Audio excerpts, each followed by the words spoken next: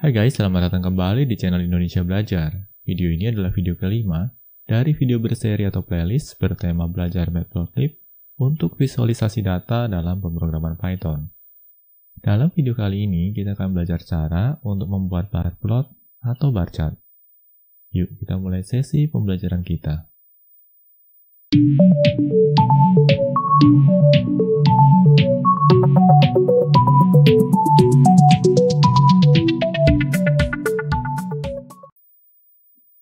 Oke guys, kadar mengingatkan, bagi kalian yang belum subscribe di channel Indonesia Belajar ini, pastikan kalian untuk subscribe dan aktifkan juga tombol loncengnya.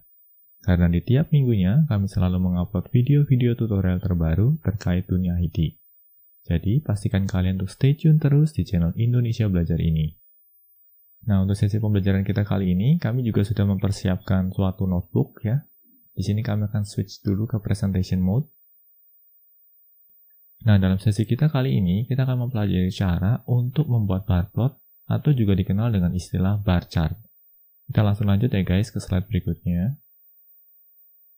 Nah, di sini pertama-tama seperti biasa, kita akan mengimport dulu beberapa modul penting. Di sini bisa kita lihat pada sel pertama, kita akan coba aktifkan dulu magic command matplotlib inline. Nah, seperti kami jelaskan dalam sesi-sesi pembelajaran sebelumnya, magic command matplotlib inline ini sifatnya opsional bagi kita yang menggunakan Jupyter Notebook yang versinya lebih baru. Nah, fungsi dari pemanggilan magic command ini adalah untuk meredirect output yang dihasilkan oleh matplotlib sehingga bisa ditampilkan dalam halaman notebook yang sama. Lalu berikutnya, di sini kita akan import dua modul penting, yaitu matplotlib dan numpy. Kita eksekusi ya guys scriptnya. Nah, di sini untuk matplotlib yang paling utama adalah untuk mengimport matplotlib pyplot. Di sini matplotlib pyplotnya kita import sebagai PLT. Lalu berikutnya kita juga import numpy, di mana numpy-nya kita import sebagai NP. Nah, selanjutnya di sini kita juga coba print out ya guys, versi dari matplotlib dan juga numpy yang kami gunakan saat ini. Di sini versi matplotlib yang kami gunakan adalah 3.2.2, sedangkan versi numpy-nya adalah 1.18.5. Kita lanjut ya guys ke slide berikutnya. Nah, di sini pertama-tama kita akan membentuk yang namanya simple bar plot atau bar plot sederhana. Nah, untuk kebutuhan kita kali ini, kita sudah mempersiapkan dua buah dataset, yaitu dataset yang berisi sekumpulan angka yang akan kita satukan menjadi sebuah list dan kita tampung ke dalam variabel data. Nah, untuk kasus kita kali ini, deret bilangan integer yang sudah kita siapkan adalah 25, 45, 55, 125, dan 225. Lalu berikutnya, kita juga sudah mempersiapkan list lain yang berisi deret karakter. Di sini karakter yang ditampung adalah A, B, C, D, dan E. Dan list kedua ini kita tampung ke dalam variabel kategori. Kita eksekusi dulu ya guys scriptnya di sini. Lalu pada sel berikutnya, kita akan coba visualisasikan data ini sebagai suatu bar plot. Kita coba eksekusi dulu ya guys scriptnya. Nah, ini dia hasil plottingnya ya. Bisa kita lihat di sini kita mendapati suatu bar plot. Kita coba pahami ya guys tahapannya. Nah, di sini untuk menghasilkan bar plot yang bisa kita lakukan adalah kita memanggil plt.bar. Nah, pemanggilan plt.bar ini akan membutuhkan setidaknya dua buah parameter. Parameter yang pertama ini umumnya akan bertipe data categorical. Dan di sini digunakan untuk mengatur kategori apa saja yang akan kita tampilkan pada bar plot. Lalu untuk parameter yang kedua, ini akan berisi sederet nilai yang akan berasosiasi dengan setiap item yang berada pada parameter yang pertama. Atau dengan kata lain di sini, kita ingin melakukan suatu plotting bar plot, di mana nilai A-nya akan berasosiasi dengan nilai 25, lalu kategori B ini akan berasosiasi dengan nilai 45, kategori C akan berasosiasi dengan nilai 55, kategori D akan berasosiasi dengan nilai 125, dan kategori E akan berasosiasi dengan nilai 225. Nah, kalau kita lihat ya, di sini adalah hasil plottingnya. Bisa kita lihat di sini ya guys, nilai A-nya atau kategori A ini akan berasosiasi dengan nilai 25. Seperti ini. Lalu untuk kategori B akan berasosiasi dengan nilai 45. Seperti ini. Lalu kalau kita melompat ya ke kategori D ini akan berasosiasi dengan nilai 125. Bisa kita lihat di sini ya guys, di sini kategori D, lalu berasosiasi dengan nilai 125. Dan terakhir untuk kategori E, ya, ini akan berasosiasi dengan nilai 225. Dan bisa kita lihat di sini ya guys, ini adalah hasil plotting untuk kategori E, dan asosiasi nilainya adalah 225. Nah, bagaimana guys? Harapannya bisa dipahami ya. Di sini kami juga ingin menyinggung perbedaan antara bar plot dengan histogram yang pernah kami bahas pada sesi pembelajaran sebelumnya. Histogram itu digunakan untuk melakukan plotting data yang bertipe numerik dan sifatnya continuous. Sedangkan bar plot ini umumnya digunakan untuk melakukan plotting data yang sifatnya categorical atau discrete. Nah, sebagai contoh di sini ya, di sini kan kita melakukan plotting data kategori ya, ada kategori A, kategori B, kategori C, kategori D, dan kategori E. Lalu berikutnya, ya kalau kita lihat pada plotting kita, di sini juga sudah dilengkapi dengan grid ya. Nah, grid ini muncul karena pemanggilan plt.grid. Tanpa melakukan pemanggilan plt.grid, maka gridnya tidak akan muncul. Selanjutnya terkait dengan labeling ya, kalau kita lihat di sini terdapat 3 label, dan ketiga label ini dihasilkan dari pemanggilan plt.xLabel, di mana kita beri nilai kategori. Nah, ini berasosiasi dengan label yang ada di bawah sini. Lalu plt.ylabel, kita beri nilai jumlah. Nah, ini berasosiasi dengan label yang ada di sini. Dan terakhir ya, plt.title, contoh bar plot, ini berasosiasi dengan label yang ada di sini nih guys. Lalu terakhir di sini kita memanggil plt.show. Nah, bagaimana guys terkait dengan mekanisme untuk menampilkan bar plot sederhana? Harapannya bisa dipahami ya. Kita coba lanjut ke slide berikutnya. Nah, pada slide ini kita akan berfokus pada pengaturan grid dan color. Untuk kasus kita di sini, kita juga akan menggunakan dataset yang sama ya. Kita akan coba eksekusi saja selnya di sini. Lalu berikutnya, pada sel yang ada di bawah sini, kita juga sudah mempersiapkan suatu script yang akan kita gunakan untuk menampilkan suatu bar plot. Kita coba eksekusi dulu ya guys scriptnya. Kita scroll down ya, dan ini dia hasilnya. Nah, di sini plotting datanya sebenarnya sama persis dengan slide sebelumnya, tetapi ada sedikit perbedaan dalam hal warna dan juga grid. Kita akan perhatikan dulu warnanya ya guys. Untuk melakukan pengaturan warna pada bar plot, ini bisa kita lakukan sewaktu kita memanggil fungsi plt bar. Bisa kita lihat di sini ya guys, pemanggilan fungsi plt bar-nya kali ini tidak hanya menyertakan kategori dan data, tetapi kita juga menyertakan dua parameter yang lain, yaitu parameter color dan parameter alpha. Parameter color di sini digunakan untuk melakukan pengaturan warna pada bar-nya. Sedangkan parameter alpha di sini digunakan untuk melakukan pengaturan transparansi. Nah, di sini ya untuk kasus kita kali ini kita menggunakan color-nya adalah red, berarti warna yang akan kita gunakan untuk bar-nya adalah warna merah. Lalu alfanya adalah 0,25 atau 25%. Artinya tingkat transparansinya ini 25%. Nah, tingkat transparansi ini makin tinggi, makin tebal warnanya, sedangkan kalau makin rendah, makin pudar warnanya. Kita coba di sini ya guys, semisal saja kita naikkan menjadi 75%. Kita eksekusi di sini. Lalu kita scroll down ya. Bisa kita lihat di sini ya guys, warna merahnya menjadi lebih tebal. Lalu berikutnya terkait dengan pengaturan grid. Di sini ada beberapa hal yang bisa kita kendalikan. Hal pertama yang bisa kita kendalikan adalah line style-nya. Nah, salah satu pilihan line style yang bisa kita gunakan adalah dash-dash atau strip-strip. Nah, kalau line style-nya kita ganti menjadi dash-dash atau strip-strip, maka garisnya menjadi garis putus-putus seperti ini. Hal lain yang bisa kita kendalikan terkait dengan grid adalah line width-nya. Nah, semisal di sini line width-nya kita set 2, maka ketebalannya seperti ini. Nah, semisal saja kita mau ubah nih guys, line width-nya kita mau ubah menjadi 4 ya, berarti seharusnya line width-nya menjadi lebih tebal. Kita coba eksekusi di sini, kita scroll down, dan ini dia ya, bisa kita lihat ya guys, line width-nya menjadi lebih tebal. Lalu hal lain yang bisa kita kendalikan adalah terkait dengan aksis. Nah, nilai default untuk aksis adalah bold. Bold artinya adalah garisnya akan dihasilkan baik untuk garis yang sejajar dengan sumbu X maupun garis yang sejajar dengan sumbu Y. Untuk kasus kita kali ini, ya nilai aksisnya adalah Y atau Y, maka garisnya akan berasosiasi dengan sumbu Y seperti ini. Semisal di sini kita coba ubah ya guys. Semisal saja kita ubah menjadi X untuk aksisnya. Kita coba eksekusi ulang. Kita scroll down. Dan ini dia hasilnya, ya bisa nampak ya guys perbedaannya. Sekarang gridnya ya atau garis yang dihasilkan oleh gridnya berasosiasi dengan nilai pada sumbu X. Lalu terakhir, ini terkait dengan alfa. Nah, alfa ini digunakan untuk mengatur transparansi dari garis. Sama halnya dengan alfa pada color ya, semakin tinggi nilai alfanya, maka garisnya semakin tebal. Sedangkan semakin kecil nilai alfanya, maka garisnya semakin pudar. Semisal saja kita turunkan ya guys, di sini menjadi 25%. Lalu kita coba eksekusi ulang. Kita scroll down. Ya, bisa kita lihat di sini ya guys, garisnya menjadi lebih pudar bila dibandingkan sebelumnya.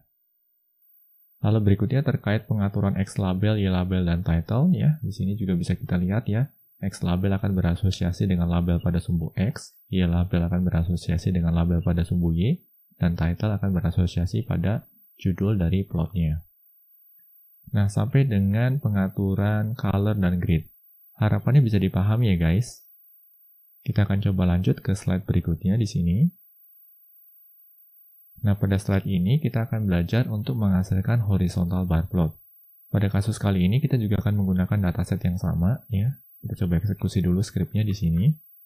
Lalu pada plotting di bawahnya ya, di sini adalah plotting untuk menghasilkan bar plot. Di sini kita coba eksekusi dulu skripnya. Lalu kita coba scroll down ya. Dan ini dia hasilnya. Nah, bisa kita lihat di sini ya guys, bar plotnya sedikit berbeda dengan bar plot sebelumnya.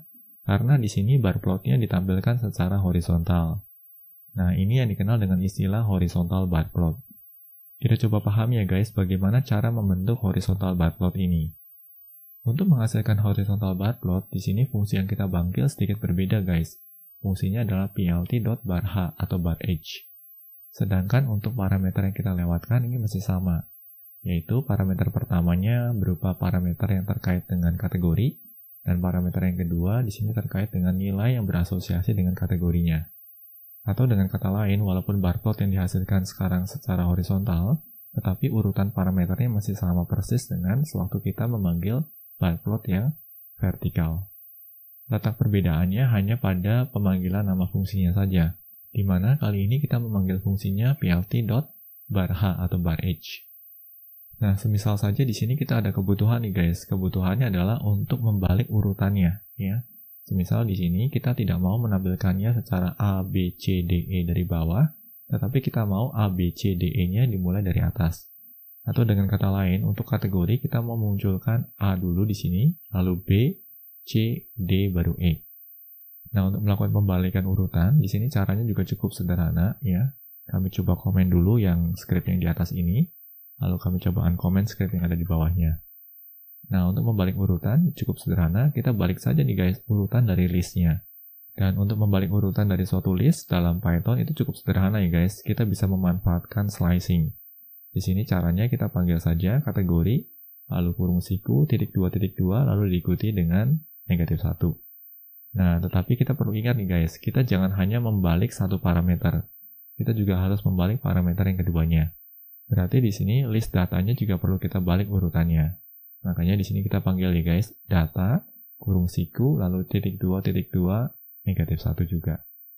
Kita coba eksekusi ya guys scriptnya di sini. Lalu kita scroll down, dan ini dia hasilnya. Bisa kita lihat di sini ya guys, sekarang kategori yang dimunculkan mulai dari A dulu nih guys. A, B, C, D, baru E. Nah, bagi kalian yang mengalami kebingungan terkait mekanisme untuk membalik urutan dari suatu list dalam pemrograman Python, di channel Indonesia Belajar ini, kami juga pernah membuatkan video pembelajaran yang membahas terkait ini. Jadi, bagi kalian yang mengalami kebingungan, kalian bisa mempelajarinya melalui video tersebut. Link untuk menuju video tersebut juga akan kami sertakan pada deskripsi video di bawah ini. Baris script berikutnya di sini digunakan untuk melakukan pengaturan grid. Dan bisa kita lihat di sini ya guys, kali ini aksis untuk gridnya kita set sebagai X. Oleh karenanya garisnya menjadi garis vertikal seperti ini. Lalu di akhir ya, di sini kita juga melakukan pengaturan plt X label, plt Y label, dan juga plt title. Dan ketiganya ini digunakan untuk melakukan pengaturan label pada sumbu X, label pada sumbu Y, dan juga label pada judul atau title-nya. Nah, bagaimana guys terkait dengan mekanisme untuk menghasilkan horizontal bar plot? Harapannya bisa dipahami ya. Nah, berikutnya kita akan lanjut ke topik bahasan selanjutnya. Di sini kita akan mempelajari cara atau mekanisme untuk menghasilkan stack bar plot. Nah, di sini sedikit berbeda nih guys, bila dibandingkan dengan kasus-kasus sebelumnya. Kali ini kita memiliki 3 buah dataset yang berbeda. Untuk kasus kita kali ini, ya, untuk kategorinya masih sama sih. Di sini kita ada kategori A, B, C, D, dan E. Hanya saja untuk datanya, kita memiliki 2 buah data, ya. Ada data 1, ada data 2. Oh, di sini untuk data 1 kayaknya ada yang perlu dirapikan nih guys. Di sini kami beri space dulu ya guys, agar lebih rapi tampilannya. Oke, berikutnya kita akan coba pahami dulu ya guys terkait dengan data sampel kita ini. Nah, di sini karena kita memiliki 2 buah variabel data, yaitu data 1 dan data 2, di sini asosiasinya lebih kurang seperti ini nih guys. Untuk data 1, nilai kategori A-nya akan berasosiasi dengan nilai 25. Lalu untuk kategori B-nya akan berasosiasi dengan nilai 85. Dan kategori C-nya akan berasosiasi dengan nilai 75. Nah, sedangkan untuk data 2, kategori A ini akan berasosiasi dengan nilai 40. Lalu untuk kategori B akan berasosiasi dengan nilai 35, kategori C akan berasosiasi dengan nilai 20. Nah, bagaimana guys terkait dengan konteks datanya dulu? Harapannya bisa dipahami ya. Kita coba eksekusi dulu nih guys skripnya. Nah, di sini sebenarnya kita memiliki 2 buah data atau 2 buah kumpulan nilai dengan pengkategorian yang sama. Dan kita akan coba plotting keduanya. Nah, salah satu pendekatan yang bisa kita lakukan adalah dengan memanfaatkan stack bar plot. Apa itu stack bar plot dan bagaimana bentuknya? Kita akan coba langsung saja eksekusi script yang kedua ini. Kita scroll down ya. Dan ini dia hasilnya. Nah, ini yang dikenal dengan istilah atau dengan nama stack bar plot.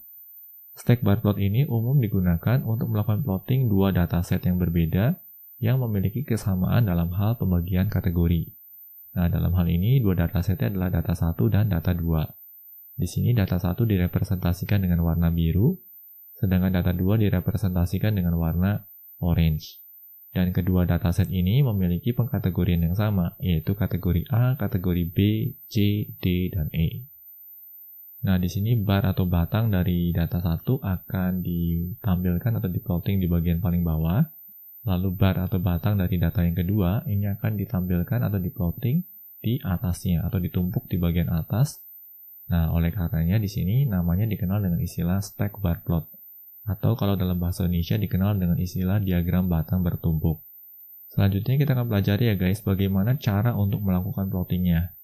Nah, caranya sederhana nih guys. Pertama-tama yang jelas kita plotting dulu data yang pertama ya. Berarti di sini kita panggil plt.bar. Lalu kita panggil kategori dan data yang pertama. Nah, hanya saja kali ini karena kita memiliki 2 buah data, maka di sini kita perlu menyertakan parameter lain yaitu parameter label. Dan untuk kasus kita kali ini, labelnya kita beri nilai data 1. Nah, parameter label ini perlu kita sertakan karena parameter label ini nanti akan berasosiasi dengan legend yang ada di sini. Lalu berikutnya untuk dataset yang kedua, ya cara pemanggilannya juga sama di sini. Kita panggil plt.bar. Lalu kita sebutkan parameter kategorinya, dan kita sebutkan data yang kedua di sini. Lalu kita juga spesifikasikan label untuk data yang kedua. Dalam hal ini, labelnya kita beri label data 2. Nah, yang berbeda di sini adalah kita juga menyertakan parameter lain, yaitu parameter bottom. Nah, parameter bottom ini untuk menspesifikasikan bahwa dataset yang ini ya, atau data 2 ini, mau kita tempatkan di atas data yang mana. Nah, dalam hal ini yang akan menjadi data penopangnya adalah data dari dataset pertama. Makanya di sini kita sebutkan data 1. Nah, bagaimana guys? Harapannya bisa dipahami ya terkait ini. Nah, semisal saja kalau kita mau balik nih guys urutannya. Kita mau kalau data 2-nya berada di bawah, lalu data 1-nya berada di atas. Maka caranya seperti ini nih guys. Kita cukup pindahkan saja di sini. Kita cut di sini guys. Lalu kita pindahkan di atasnya. Nah, berarti di sini kita mau melakukan plotting data pertama, ya, di mana bottom-nya adalah data 2. Seperti ini. Kita coba eksekusi ya guys script-nya. Kita scroll down. Nah, seperti ini nih guys, ya. Bisa kita lihat ya. Sekarang posisinya kebalik nih guys. Data 2-nya berada di bawah, sedangkan data 1-nya berada di atas data 2. Nah, bagaimana guys sejauh ini? Harapannya masih bisa diikuti dengan baik ya. Lalu berikutnya mungkin kalian juga ada yang bertanya-tanya nih, apa sih konsekuensinya kalau kita lupa untuk menyertakan parameter bottom? Di sini kita akan coba undo dulu ya guys, sampai ke kondisi sebelumnya. Oke, ini adalah kondisi sebelumnya atau kondisi awal. Di sini kita coba komen dulu ya guys scriptnya. Lalu kita akan coba uncomment script yang ada di baris kedua. Nah, untuk kasus kita di sini kan berarti kita melakukan plotting data pertama, lalu diikuti dengan plotting data kedua, tanpa disertai parameter bottom. Kita coba lihat ya guys apa efeknya. Kita coba eksekusi di sini scriptnya. Kita scroll down, dan ini dia guys efeknya. Di sini ketika kita melakukan pemanggilan PLT bar secara berurutan, tanpa disertai parameter bottom, maka hasil plottingnya menjadi seperti ini nih guys. Nah, di sini berarti terjadi penimpaan plotting. Karena di sini pertama-tama kita plotting yang data 1 dulu, maka data satunya berada di bagian belakang nih guys. Lalu berikutnya, data 1 ini atau bar yang dihasilkan dari data 1 ini akan ditimpa oleh bar yang dihasilkan dari data 2. Dan bisa kita lihat di sini ya guys, ini terjadi penimpaan. Nah, semisal saja kita coba balik ya guys urutannya. Misal saja di sini kita mau panggil yang data 2 dulu ya, atau kita plotting data kedua dulu, baru diikuti dengan plotting data yang pertama. Kita eksekusi di sini scriptnya, kita scroll down, dan ini dia hasilnya ya. Nah, di sini kebalikan nih guys. Di sini berarti data 2 ya akan diplotting lebih dulu, baru akan diplotting data pertama. Dengan kata lain ya, hasil plotting dari data pertama ini akan menimpa hasil plotting dari data kedua. Nah, bagaimana guys untuk kasus kita kali ini? Harapannya bisa makin dipahami ya. Di sini kami akan coba undo dulu ya. Kita akan kembalikan lagi ke kondisi awal seperti ini. Kita coba eksekusi ulang scriptnya. Dan ini dia hasilnya. Yang perlu diperhatikan di sini adalah suatu kita ingin membentuk stack bar plot, maka kita wajib untuk melakukan pengaturan terhadap parameter bottom. Lalu berikutnya di sini kan terdapat legend ya. Nah, legend atau keterangan dari graf ini atau dari plotting ini dihasilkan dari pemanggilan plt.legend yang ada di sini. Nah, legend yang dihasilkan ini akan berasosiasi dengan label yang kita tetapkan di sini nih guys. Nah, semisal saja kita mau coba ubah ya guys di sini, labelnya yang tadinya data 1, kita mau ubah menjadi data X, dan label yang kedua ini ya, kita ubah menjadi data Z. Seperti ini. Jadi ada X dan Z. Kita coba eksekusi ya guys scriptnya di sini. Kita scroll down, dan ini dia guys efeknya. Bisa kita lihat di sini ya guys, legendnya juga ikut berubah. Di sini legendnya menjadi data X dan data Z. Nah, bagaimana guys? Harapannya bisa dipahami ya terkait hubungan antara label dengan legend.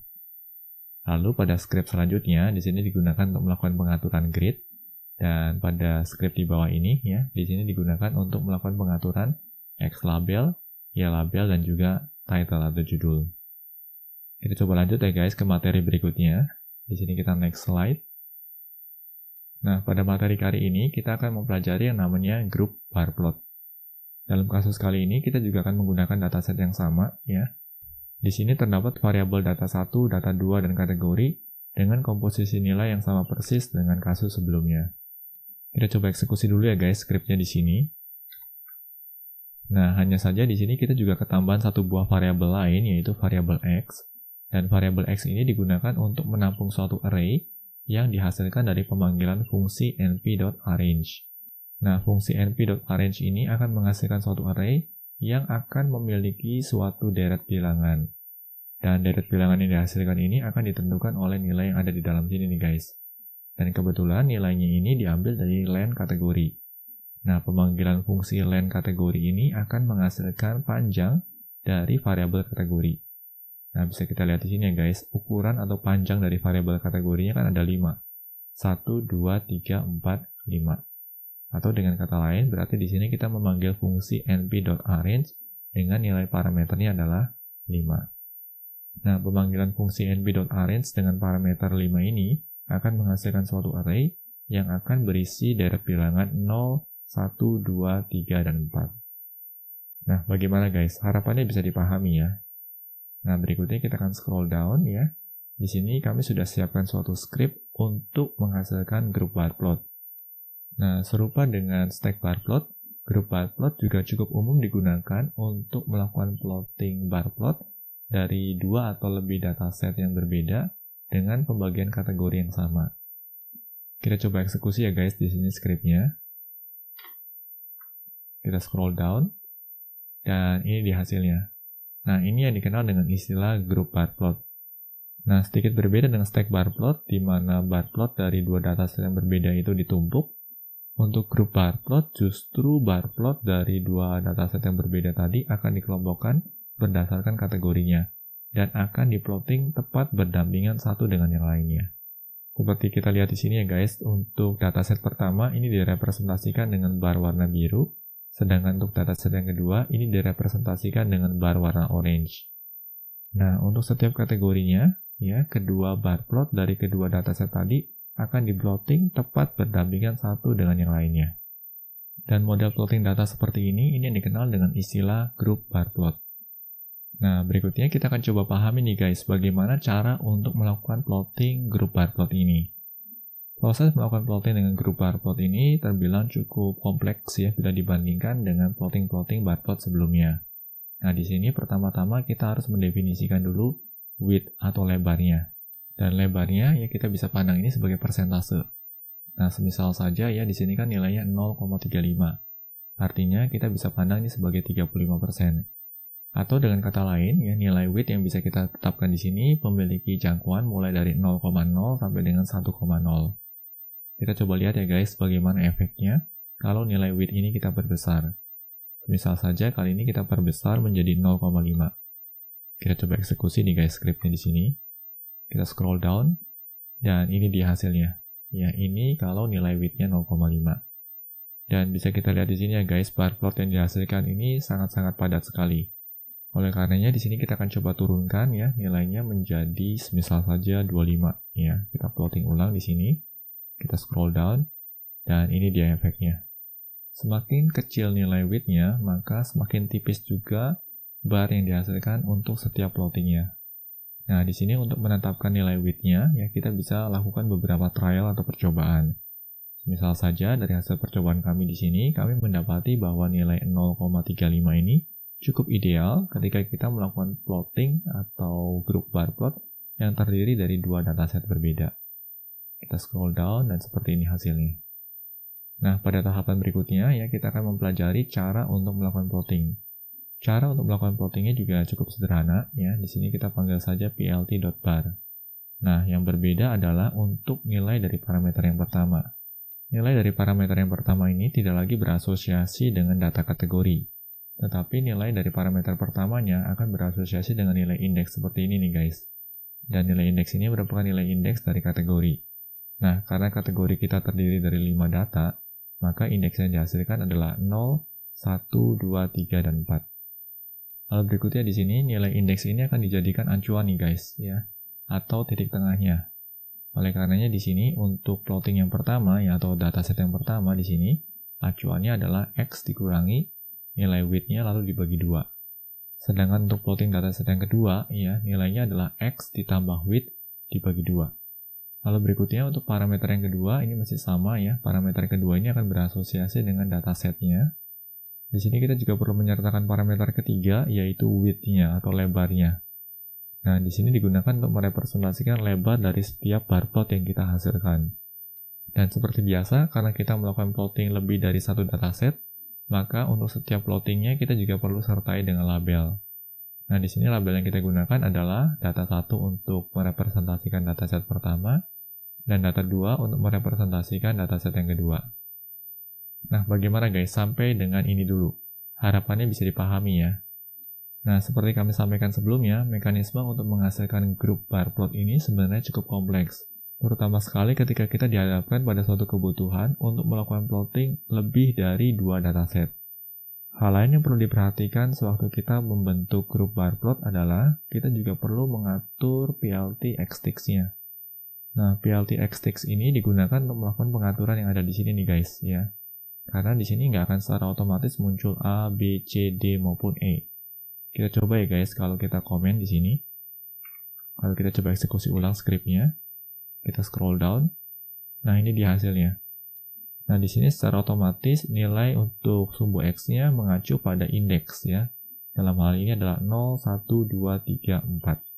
Dan kalau kita mau ganti nilai indeks ini menjadi nilai kategori yang sesuai dengan variabel kategori kita yang ada di sini, maka kita perlu panggil plt.xtics ya.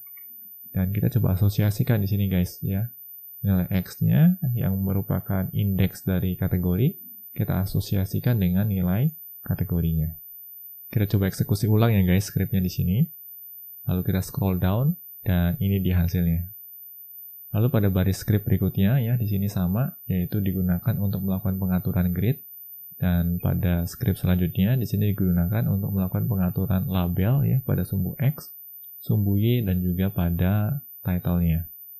Lalu berikutnya ya, sebelum kita memanggil plt.show, di sini kita memanggil plt.legend yang berfungsi untuk menampilkan legend pada plotting kita. Nah, bagaimana guys terkait dengan grup bar plot? Harapannya bisa dipahami ya.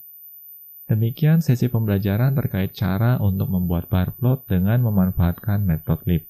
Semoga materi pembelajaran yang disampaikan dapat membantu kalian dalam mempelajari visualisasi data dengan matplotlib.